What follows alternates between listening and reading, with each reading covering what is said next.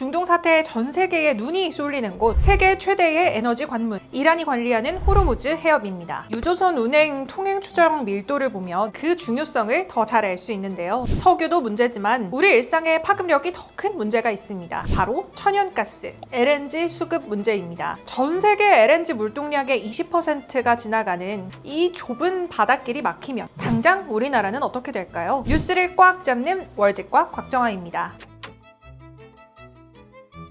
에너지를 떠올리면 우리는 주유소에 있는 기름값부터 떠올리지만 천연가스만큼 중요한 에너지도 또 없습니다. 집 난방, 온수, 발전소 전기 생산, 공장 가동까지 일상과 생활 전반에 쓰이거든요. 문제는 원유는 전 세계적으로 좀 자유롭게 거래가 되지만 천연가스는 파이프라인 중심으로 유럽, 미국, 아시아라는 지역 시장 구조로 움직입니다. 그래서 만약 한 지역에 전쟁이나 공급 차질이라는 문제가 생기면 우리에게 오던 물량의 방향을 틀어서 전 세계적으로 가격이 연쇄 상승을 하게 됩니다. 문제는 한국은 에너지의 90% 이상을 수입합니다. 유가가 130달러가 되면 휘발유는 리터당 3,000원에 근접할 가능성이 높아지고요. 천연가스 가격이 오르면 결국 제품 원가가 올라서 제조업은 힘들어지고 소비는 위축되고 스태그플레이션 위험까지 옵니다. 러우 전쟁 이후 유럽이 LNG를 가리지 않고 사들이자 글로벌 LNG 가격이 급등했고요. 한국도 물량 경쟁에 노출됐습니다. 그 결과 전력 생산 원가가 뛰면서 산업용 전기요금은 2021년 킬로와트 시당 105.5원에서 지난해 181.9원으로 72.4%나 급등했습니다. 전기를 많이 쓰는 기업도 직격탄을 맞았습니다. 석유화학, 철강, 시멘트 같은 에너지 다소비 업종의 원가를 밀어 올려서 부담이 높아졌습니다. 특히 우리나라의 전기는 LNG 발전이 약 30%를 차지하는데요. 수입 LNG 가격이 급등하면 전기 요금의 원가 인상분을 수시로 반영하기 어려운 한국전력의 부채가 늡니다. 전기요금 상승 압박도 늘어나는 거죠. 실제 러우 전쟁 이후 높아진 원가를 반영을 못해서 한국전력의 부채는 2024년 약 202조 원에 달했습니다. 이렇게 되면 한국전력이 투입해야 되는 국가전력망 구축 사업 등이 늦어져서 국가를 떠받치는 근간인 전력시장 자체가 흔들릴 수 있습니다. 그래서 더 중요해진 단어가 바로 에너지 안보입니다. 지난 23일 충남 보령 LNG 터미널에 호주 바로사 가스전에서 생산된 LNG가 처음 입항했습니다.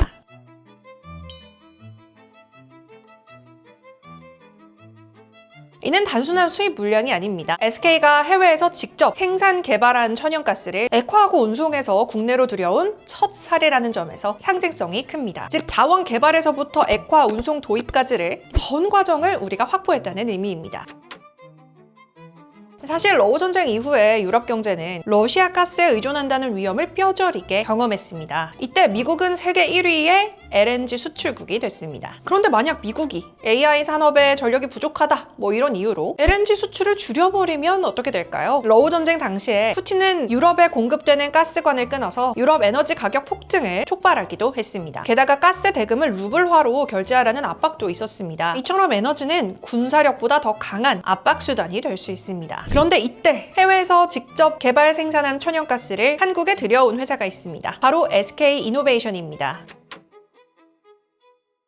바로사 가스전은 호주 북서부 해안 300km 해상에 떠있는 거대한 배 형태의 구조물인 FPSO입니다. 2012년 SK이노베이션이 사업 참여 이후에 무려 14년 동안의 투자와 인허가, 설비 구축 끝에 첫 생산을 시작했습니다. 투자 규모는 약 16억 달러, 우리 돈으로 2조 원 규모입니다. 앞으로 우리는 향후 20년간 연 130만 톤의 LNG를 확보할 수 있습니다. 국제 리스크가 커져서 시장 가격이 폭등을 한다 하더라도 이렇게 이미 확보된 물량은 완충지대 역할을 합니다. 만약 전쟁 같은 지정학적 리스크가 커지면 호주에서 LNG를 확보했다는 것도 아주 중요한 의미입니다. 미국에서 LNG를 들여오는 데는 수에즈 운하를 거쳐서 와야 하기 때문에 40일, 한 달 넘게 걸리는데요. 이 호주의 바로사 가스전 물량은 보령까지 단 12일이면 도달합니다. 얼마나 저렴하게 LNG 가스를 확보하는지도 중요하지만 위기 상황에서 얼마나 더 빨리 들여올 수 있느냐가 더 결정적입니다. 하지만 이런 전략은 한국만의 시도는 아닙니다. 이미 자원이 거의 없는 나라들이 같은 선택을 해왔습니다.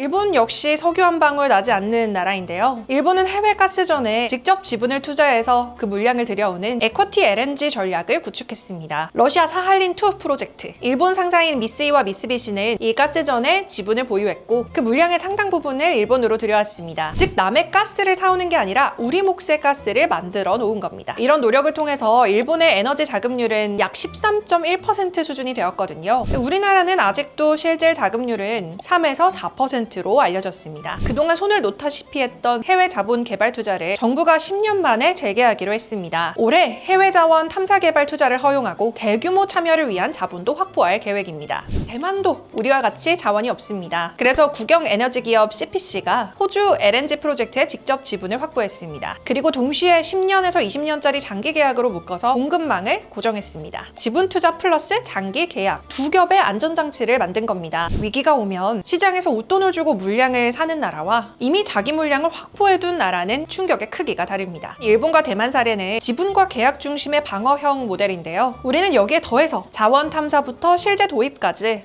전 과정을 직접 연결하는 밸류체인을 완성했습니다.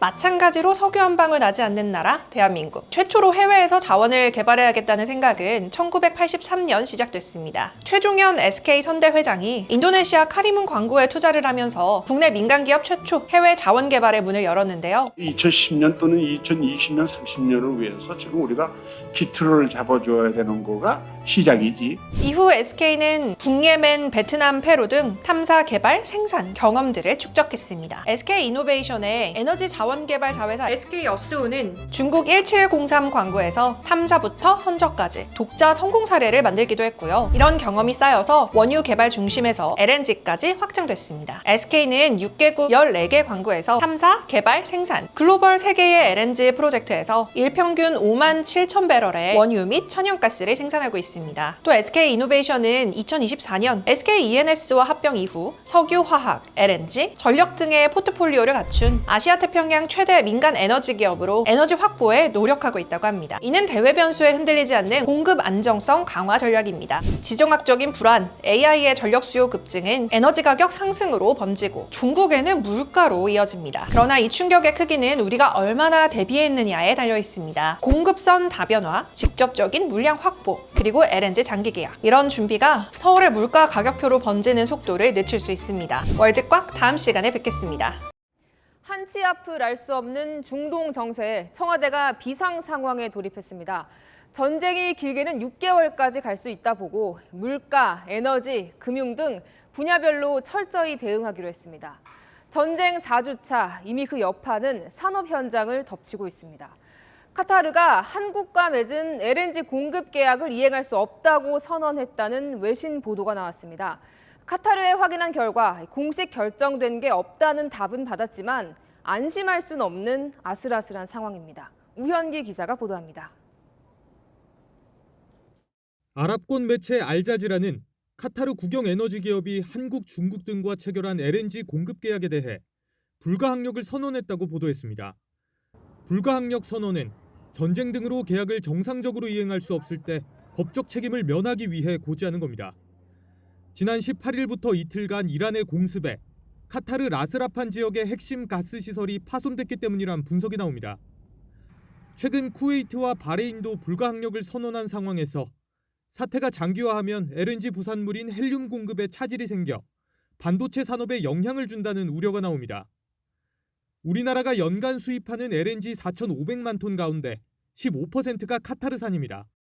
다만 청와대는 카타르 측의 확인 결과 공식 결정된 건 없다고 했고 연말까지 안정적 공급이 가능하다고 설명했습니다.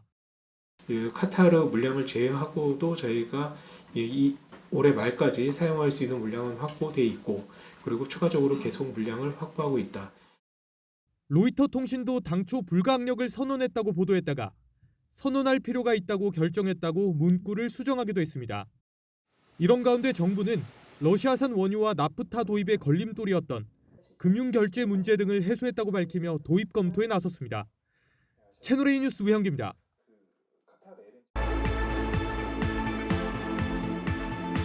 오후 4시에 지식충전쇼 이야기 더 지금 시작합니다.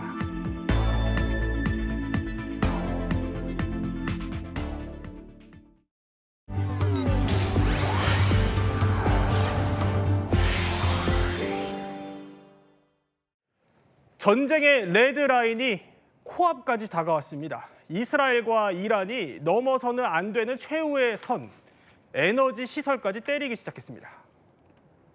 این هشدار قاطع و خط و نشان برای جنایتکارانی است که تعرض به بخشی از زیرساخت‌های سوخت و انرژی ایران در جنوب کشور داشتند. انرژی و گاز مبدأ تهاجم در اولین فرصت در آتش می‌سوزد و به خاکستر تبدیل می‌شود. 자, 이란이 정말로 말 그대로 카타르부터 보복을 시작했습니다. 자, 영상 한번 보겠습니다. 자, 이게 카타르의 진짜 핵심인 가스 시설인데 저렇게 미사일이 떨어지고 거대한 불기둥이 치솟는 모습입니다. 자세히 들어보면 사람들이 굉장히 놀라고 오마이갓 소리까지 지르고 굉음까지 지금 들리는데, 자, 저기가 지금 카타르의 그 시설로 추정이 된다라는 겁니다. 문성국 센터장님. 예. 전 세계 액화 천연가스, 이 LNG라고 불리는 이 LNG의 공급량의 무려 20%를 담당하는 데가 여기예요. 예, 그렇답니다. 그러니까 전 세계의 20%이고 예. 그 생산량의 거의 한 대부분 70~80%가 아시아 쪽으로 온다고 그래요. 그렇다면 우리에게 미칠 영향도 적지 않을 것이다라는 네. 생각이 드는데, 어젯밤에 이스라엘 측에서 그런 얘기를 했어요. 오늘 밤에 중대한 전환점이 보일 것이다. 그런 얘기를 해서 라리자니 살해, 그다음에 정보부장 살해에 이어서 뭔가 뭐 스타바라든지 뭔가 중대 인물에 대한 그런 소식이 있지 않을까 싶었는데 지금 보시는 바와 같이 사우스 파르스 가스전을 이제 타격을 했고, 이 여기에 대해서 지금 카타르에 있는 라스라판 가스 시설을 이란이 보복으로 타격을 한 겁니다. 이 결국은 전쟁의 양상이 이제는 군사 시설, 호르무즈 해협에 있는 그런 그 자유 통행을 넘어서 이제는 에너지 시설, 하르그 섬을 미국이 때리기는 했지만 하르그 섬에 있는 에너지 인프라는 건드리지 않았거든요. 군사만 건드렸죠. 네, 그 군사 시설만 건드렸고, 그런데 이게 지금 이스라엘이 단독으로 한 것인지는 지금 확인이 필요하겠습니다만, 어쨌든 이렇게 됨으로써 전쟁의 판도가 지금 달라지고 있다라고 하는 점이 우려가 됩니다. 자, 지금 카타르로 추정되는 저희 영상 보여드리고 있는데, 자, 그런데 그러니까 정리를 하자면 이렇습니다. 이런 대회는 앞서 보면은, 자, 이스라엘이 이렇게 이란 가스 생산량의 무려 70%, 75% 선까지 차지하고 있는 남부의 핵심 거점인 이 사우스 파르스 가스전, 여기에 대해서 다른 한 곳까지 이렇게 공격을 하자 여기에 대해서 보복성으로 이란이 카타르의 이 시설을 친 겁니다. 이게 사실 각국의 에너지 심장과도 같은 곳을 친 건데, 이원석 교수님, 이 시설도 이렇게 싹 막히면 어떻게 되는 겁니까? 세계 경제. 세계 경제는 에너지 쇼크가 굉장히 심할 겁니다. 저 시설이 전 세계 가스 매장량의 20%에 해당하는 겁니다. 그러니까 단일 유전으로는 가장 큰 데입니다, 여기가. 그런데 여기서 이제 이란 전체 생산량의 약 75%가 생산이 되고, 특히 이란은 그 가스로 주로 전력을 생산하는데 그 전력의 90%를 가스로 생산합니다. 이게 왜냐하면 미국의 제재가 굉장히 길었기 때문에 원유를 정지하는 시설이 굉장히 뒤떨어져 있어요. 그러다 보니까 이 가스로 전기의 약 90%를 쓰고 있는데, 이게 지금 공격을 당했거든요. 근데 지금 이란 측 그 주장으로는 한 20% 정도가 지금 파괴가 됐다. 그러다 보니까 급하니까 러시아와 이란의 러시아와 중국에게 그 전문가 좀 보내달라, 이걸 복구할 수 있게라고 하는데, 뭐 저렇게 부서졌는데 저 복구가 뭐 하루 이틀 걸리겠어요? 굉장히 오래 걸릴 것 같으니까 지금 이란도 그래서 이제 거기에 대응하는, 이건 처음에 무스타바가 얘기했던 겁니다. 기사스 전략을 우린 쓴다. 즉 눈에는 눈, 이에는 이다. 해서 거기에 상응하는 그 카타르 가스전을 지금 공격한 거거든요. 근데 요 두 개의 가스전이 같아요. 그러니까 카타르 가스전하고 이란 가스전이 바다를 바라보고 있는데, 바다 밑에 그 땅 밑으로는 같이 통하는 가스전입니다. 그래서 카타르가 그래서 여러 가지 외교 문제가 있어도 이란과는 우호적인 협대를 계속했던 게 바로 이 가스전을 보호하기 위해서 그랬던 겁니다. 근데 전 세계 생산량도 생산량이죠. 우리는요?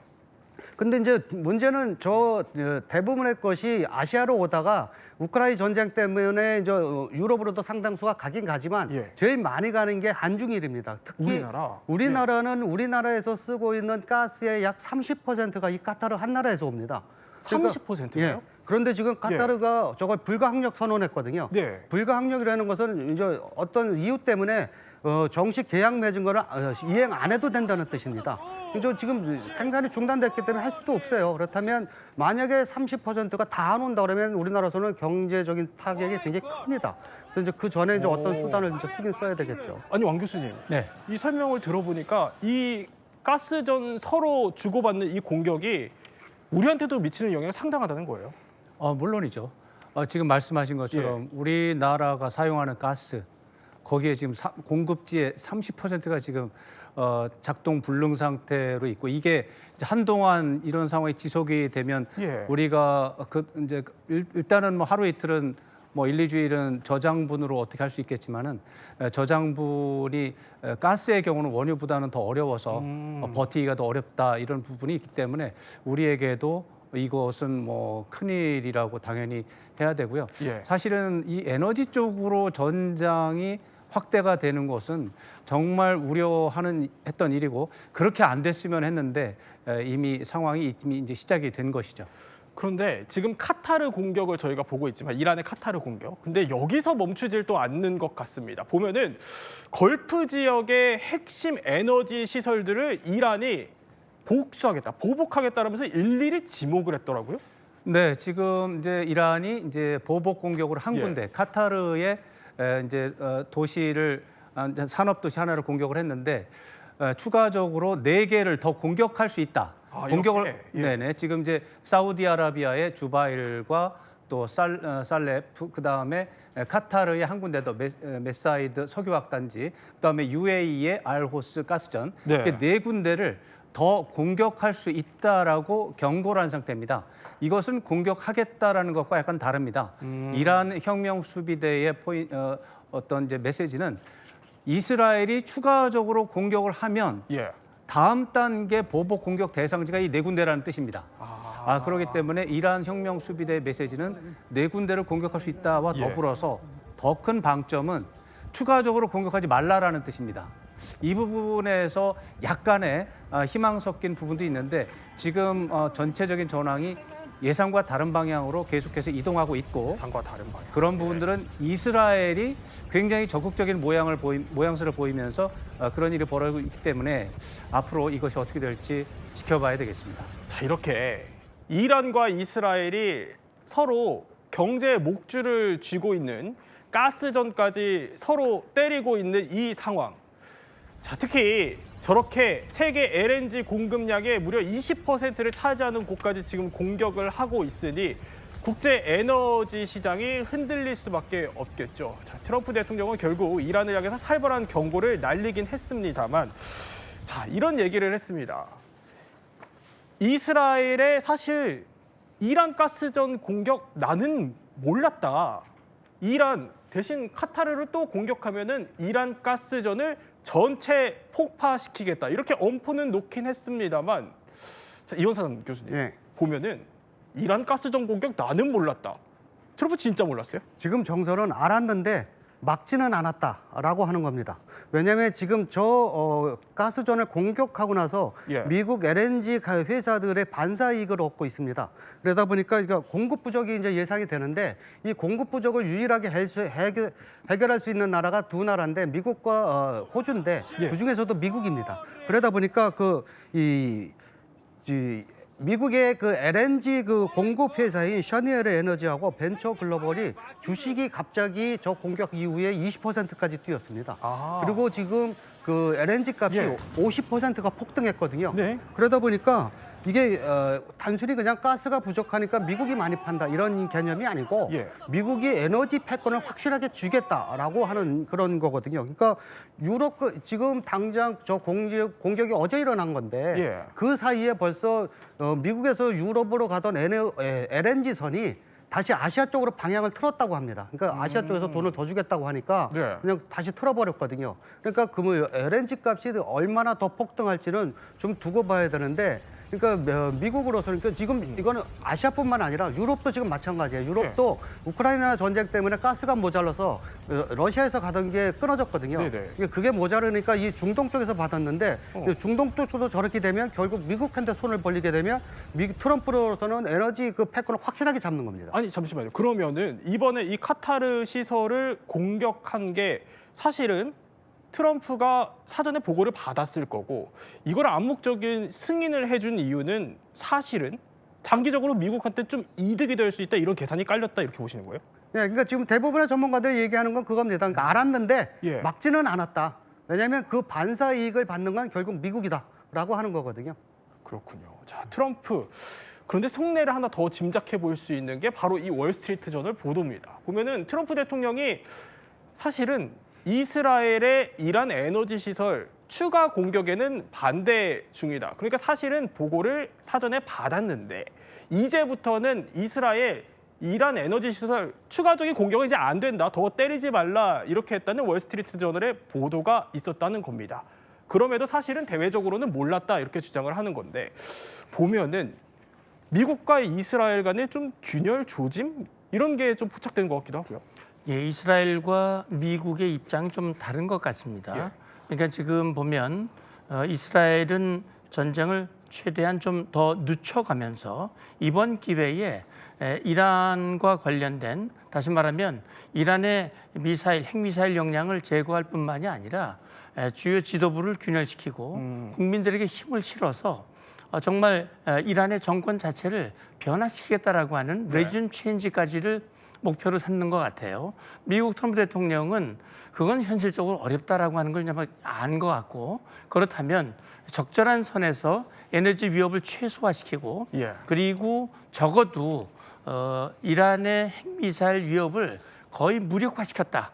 그래서 이 전쟁은 옳았고 내 판단은 맞았다. 성과가 있었다라는 그런 결과를 얻고자 하는 그런 생각인 것 같아요. 그런데 그러다 보니까는 지금 이 보도가 좀 엇갈리고는 있습니다만 트럼프 대통령이 이란의 에너지 시설을 타격하는 것은 국제 유가를 올리고 국제 유가가 올라가면 미국 경제에도 부정적 영향을 주고 그렇다면 트럼프 대통령에도 결코 좋지 않다라고 하는 판단을 했기 때문에 에너지 시설을 공격하지 말라라는 그런 얘기가 있었다고 생각이 되거든요.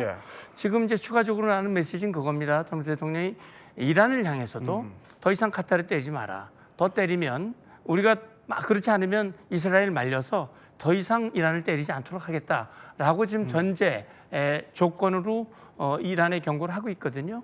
그래서 이제 그걸 좀 앞으로 좀 진의가 뭔지는 봐야 되겠어요. 어쨌든 뭐 이스라엘을 말리고는 있어 보이지만 이스라엘과 트럼프 간에는 속도 차이가 또 있어 보이는 그런 대목인데 자, 이란 만만치가 않습니다. 이번 이 공격에 대해서 이란에서 이런 목소리가 나옵니다. 이제 새로운 단계의 대결이 시작됐다고 경고를 하면서 걸프국의 사실상 전방위로 우리가 보복 공격을 하겠다 이렇게 예고를 한 겁니다. 여기에 더해서 사실 어제 저희가 전해드린 것처럼 이란의 2인자인 라리자니까지 제거가 됐으니 더더욱 이란은 복수심이 커질 텐데 이원석 교수님 보니까 현지에서 지금 장례식이 열렸다고 하더라고요. 분위기가 어땠어요? 그 이슬람 쪽 그 장례식은 당일날 하는 게 장례식입니다. 그러다 보니까 굉장히 많은 사람들이 모여서 물론 저기는 뭐 지금 순교했다라고 해서 그 분위기가 굉장히 고조되고 있는데 그러니까 저 지금 이란 정부에서 원하는 것은 지금 내부 갈등에 의한 분열이 상당히 심한데 그냥 지금 보수파들의 결집이 강하게 일어나고 있는 거거든요.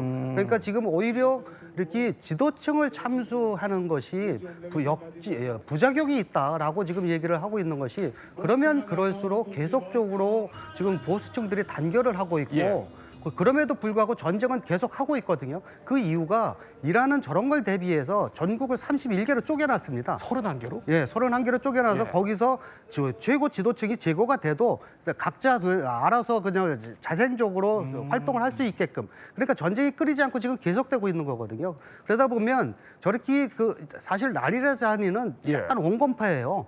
그러니까 나중에 대화를 할 수 있는 유일한 사람 중에 몇 명 안 되는 사람 중에 하나인데 저 사람을 제거해 버리면 아예 이제는 그 대화할 수 있는 문을 닫아버렸다라는 지금 우려가 있거든요. 그렇군요.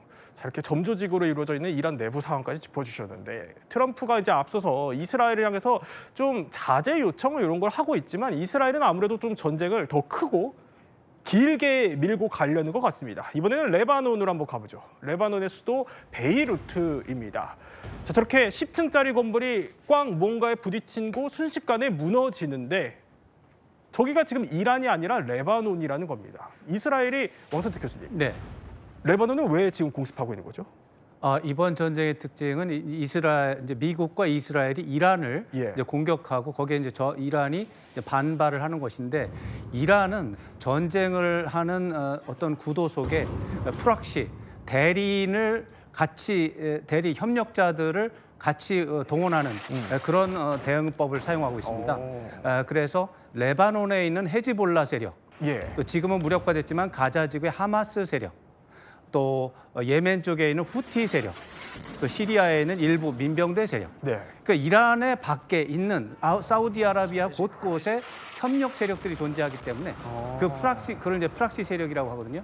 프락시들을 동원해서 전쟁을 하고 있기 때문에 이스라엘은 이란을 공격한다는 말은 이 프락시들도 같이 전쟁을 한다는 뜻입니다. 그렇군요. 그중에 현재로서는 가장 강한 세력이 바로 레바논 남부에 있는 헤즈볼라 세력입니다. 그래서 헤즈볼라 세력과 지금은 실제로 이스라엘은 지상전을 하고 있습니다.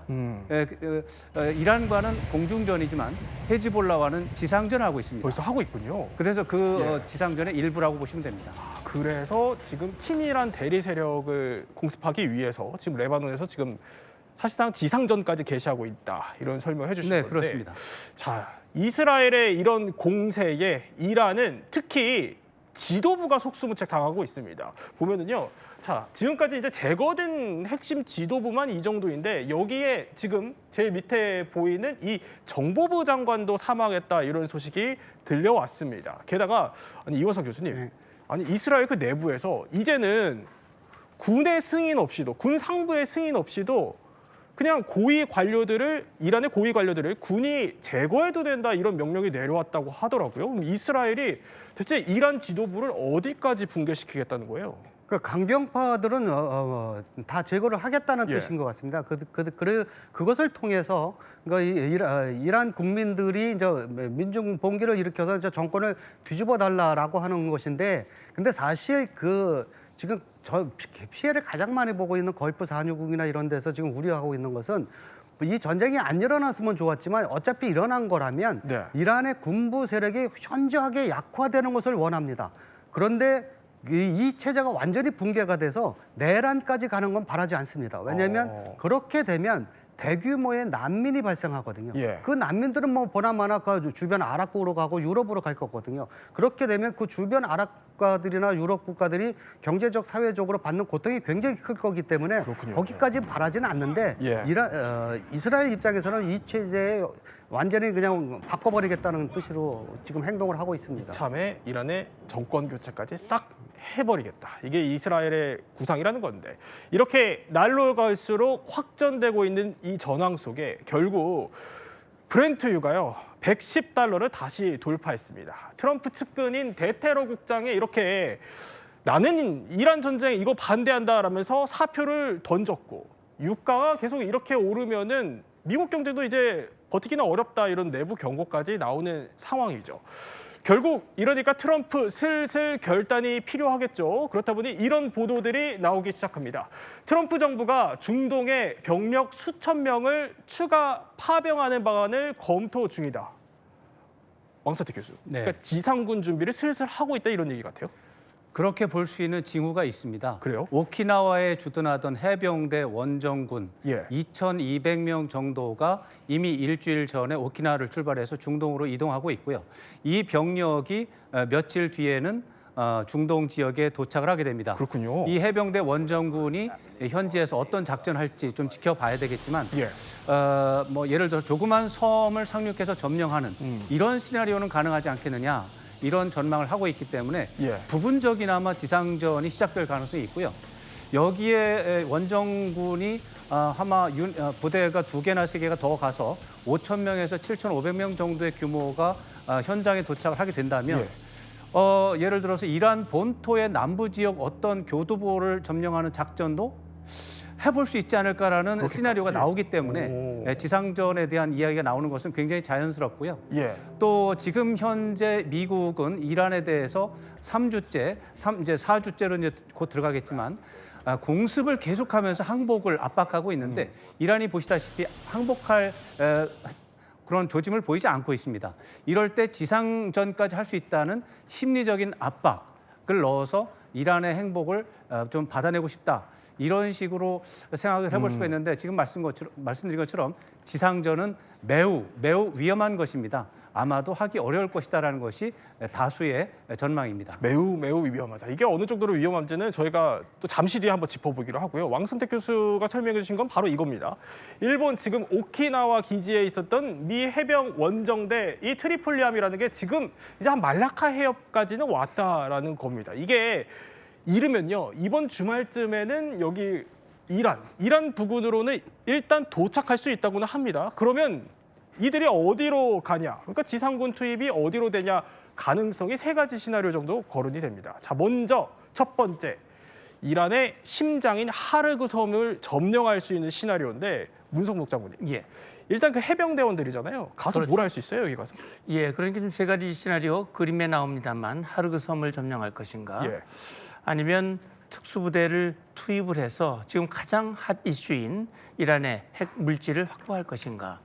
호르무즈 확보는 사실 하르그 섬 점령과 유사한 그런 임무라고 볼 수 있어요. 지금 가장 다급한 임무가 호르무즈의 안전을 확보하는 일이거든요. 그래서 연합호위 함대를 동맹국들에게 요청한 그 이유도 거기에 있는 것인데, 그래서 지금 상륙부대 아닙니까? 2,000여 명이고 트리폴리함에 있는 무력을 이용을 해서 사전에 예를 들어서 호르무즈 섬에 있는 중요한 작은 표적들이 있습니다.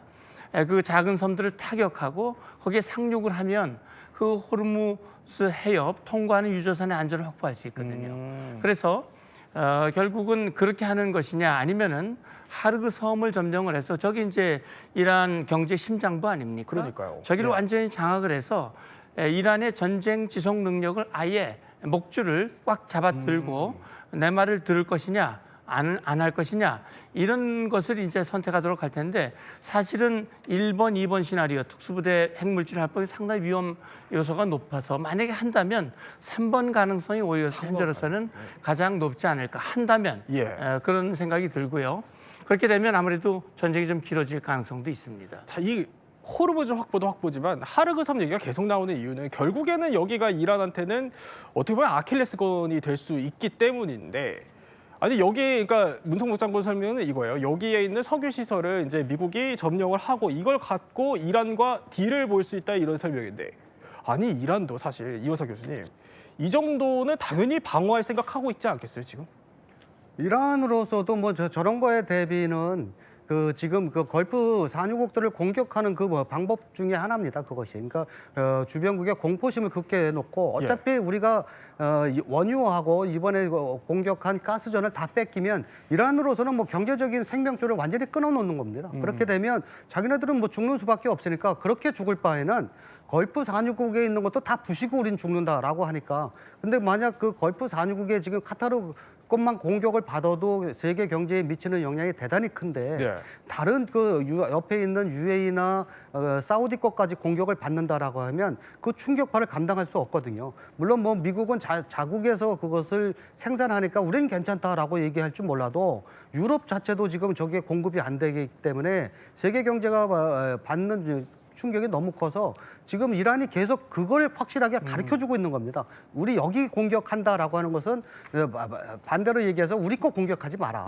그 소리거든요. 근데 이 하르그 섬 상륙이 얘기가 계속 나오니까 추가적으로 여쭤보면은 하르그 섬의 그 지리도 잘 아시잖아요, 이하석 교수님. 여기를 상륙해서 미군이 점령할 수는 있습니까? 할 수는 있습니다. 근데 얼마나 버티냐는 또 다른 문제인데, 그리고 몇 명이 죽느냐도 또 다른 문제입니다. 그러니까 많은 희생을 각오한다면 할 수는 있습니다. 그런데 이제 저게 뭐 초반에 이렇게 상륙하고 생겼더라고요. 뭐 하다 보면 뭐 금방 하긴 하겠죠. 저 섬이 크지 않거든요. 울릉도의 한 3분의 1 정도밖에 안 된답니다. 울릉도의 3분의 1. 그러니까 쉽게 할 수는 예. 있겠지만 그 후 이제 육지나 뭐 이쪽 아니면 이라크 쪽에 친이란파 민병대들을 계속 저기다 대고 뭐 로켓이나 이런 것들을 쏠 텐데 예. 그러면 계속적인 분쟁과 희생이 계속 나올 겁니다. 그렇군요.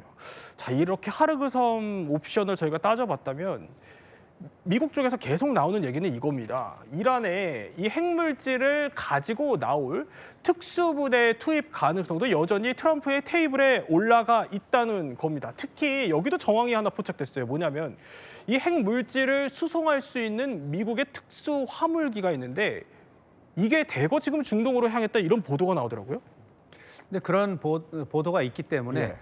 트럼프 대통령이 그야말로 이란 내에 있는 핵물질을 장악하는 이런 특수작전을 하지 않겠느냐 이렇게 전망하고 있는 겁니다. 문제는 그러한 특수작전이 정말 쉽지 않다는 거죠. 예. 현재 이란은 60% 정도로 농축이 된 우라늄 한 440km를 가지고 있다 이렇게 알려지고 있고 그것을 이제 확보하는 작전을 지금 말하는 것이거든요. 그런데 그것이 현재 어디에 있는지 어떠한 방식으로 보관이 되어 있고 이란 쪽에서 어떤 식으로 보호를 하고 있는지 이 부분에 대해서 정보가 있다는 그런 징후는 사실 거의 없습니다. 어디 숨겼는지도 모른다. 네, 특수작전을 하기에 너무나도 어려운 조건이고 그렇다면은 미국의 특수부대가 뭐 굉장히 월등한 능력을 가지고 있는 건 사실이지만 엄청난 희생이 따를 것이고 지금까지 과거 미군의 전력을 볼 때 이런 특수작전을 하다가 한 번이라도 실수하고 그것이 전 세계에 노출이 되면 엄청나게 국제사회에서의 비난과 어떤 그 불만 이런 것들이 터져 나오고 미국 대통령 못 견딘다는 거죠. 근데 왕 쉽지 교수님, 않습니다. 생각해 보면 이게 그러니까 물론 어디 있는지도 잘 모르지만 핵물질이다 보니까 이게 아무리 특수부대라고 그래도 이걸 가져 나오는 것도 쉽지 않을 것 같거든요. 그 과정에서 다칠 것 같기도 하고요. 그런 것들은 이제 특수부대원들은 이제 사전에 어느 정도 예. 이제 훈련을 했기 때문에 그것 자체는 뭐 충분히 거기에 따른 대비가 되어 있을 거라고 저는 믿습니다. 문제는 이란이 가만히 있지 않는다는 것이죠. 이란 쪽에서 그런 부분을 예측하고 특수부대원들에 대해서 어느 정도 살상을 이제 상당한 피해를 주면 그것은 어떻게 보면 이란의 승리로 비춰지고 미국 대통령은 견딜 수 없는 상황이 생길 수 있다는 것입니다. 그렇군요. 이렇게 이르면 이번 주말 트럼프의 지상군 투입 가능성이 거론되는 가운데 자, 이게 정말 실현이 된다면요. 미국 내부에서는 제2의 베트남전이 될 수 있다 이런 우려가 나옵니다. 백악관 기자가요 직접 트럼프한테 그렇게 물어봤습니다. 그랬더니 트럼프의 대답은 이랬습니다. The Iranian regime has told Sky News, if you put boots on the ground in Iran, it will be another Vietnam. Are you afraid of that? No, I'm really not afraid of anything. 자, 왜 저런 질문이 나왔는지 저희가 한번 알아보니까 왕승택 교수님, 네. 이란 쪽에서 먼저 지상전을 하는 순간 이거 제2의 베트남전이 될 수 있다 이런 경고가 나왔고 이거를 실제 미국 내에서도 그런 우려의 목소리가 있다 보니 백악관 기자가 저렇게 물어본 거예요. 미국 내에서도 이게 자칫하다가 제2의 베트남전이 될 수 있다 이런 우려가 있나 보네요. 그렇죠. 미국 외교 역사를 보면 워낙에 강대국이고 패권국이니까 미국이 힘을 결정을 하고 밀어붙이면 모든 게 이루어질 것 같죠. 예. 실제로는 그렇지 않습니다. 베트남 전쟁에서도 1964년에 통킹마 안에서 어떤 사건이 벌어졌고 그것으로 인해서 베트남전에 갑자기 미국이 증파가 됐는데 결국 1975년 10년 동안 질질 끌려다니다가 거의 항복선언을 하듯이 쫓겨나왔습니다. 그것뿐만이 아닙니다. 2003년에 이라크를 전격적으로 쳐들어갔습니다. 그러나 미국 뜻대로 되지 않고 10년 동안 그것도 질질 끌려다니다가 예. 사실상 거의 실질적인 실패 선언을 한 끝에 무마가 되는 이런 상황이 반복이 돼 왔습니다. 이번에 그럴 일이 벌어질 가능성이 더 큽니다. 왜냐하면 베트남이나 이라크보다 이란은 군사 전략적으로 훨씬 더 어려운 지물과 역사적인 전통을 가지고 있기 때문입니다. 더 어렵다. 아니 그렇게 되면 만약 이원사 교수 정말 지상전이 시작되면 이거 4주 안에 끝내겠다는 트럼프의 말도 이거 뜻대로 안 될 것 같은데요. 예, 지상전이 들어간다는 것은 장기전 한다는 뜻입니다. 보통 장기전도 아니고 그 리비아, 이라크, 아프가니스탄 이런 데를 보더라도 미국이 들어가고 나서부터는 보통 10년, 20년 했거든요. 그 전에 안 끝날 것이고 어떻게 보면 이란은 기다리고 있을 수도 있습니다. 왜냐하면 오히려 지금 사실은 타격 능력은 보여주긴 했지만 미국의 사상자가 그렇게 많은 건 아니거든요. 그런데 지상전이 들어오게 되면 사상자가 급격하게 늘어날 것입니다. 그러면 오히려 이란으로서는 그 자신들이 단결할 수 있는 어떤 매개체로 선전감이 되거든요. 그래요. 그러니까 오히려 미국이 들어오기를 기다리고 있는 그런 상황들도 있긴 있는데, 예. 그러니까 쉽게 결정할 수 있는 상황이 아닌데, 그러니까 결론은 뭐냐면 트럼프가 승전의 명분을 어디에서 찾느냐예요. 네네. 아직 그걸 확실히 못 찾았거든요. 그러니까 그냥 유전지대를 폭발해서 경제력을 확실하게 없앴다. 아니면 뭐 군사력을 얼마나 확실하게 없앴다. 네네. 아니면 핵을 완전히 우리가 가져왔다. 뭐 이런 거라도 뭐 하나 나와야 되는데 그게 없다 보니까 그 승전의 명분을 찾기 위한 과정입니다, 지금. 오히려 이란은 미국의 지상군이 들어오길 기다릴 수도 있다라는 분석까지. 오늘 이야기 이렇게 전황 위주로 한번 살펴봤다면요.